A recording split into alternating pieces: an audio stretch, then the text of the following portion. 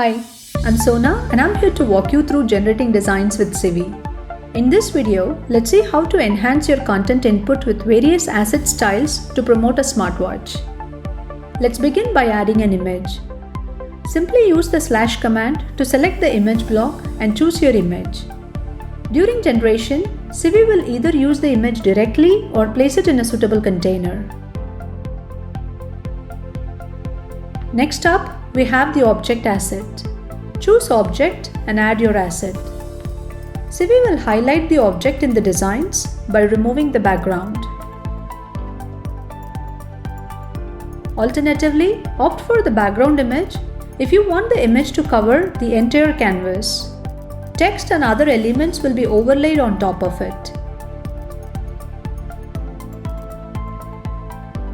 Now, let's add a person asset. To spotlight a person in your design, add the corresponding asset and label it as a person. While composing the designs, Sivi will automatically remove the background and add appropriate vector elements. That's it for now. Thanks for watching. Give this video a thumbs up if it was helpful and don't forget to subscribe for more videos.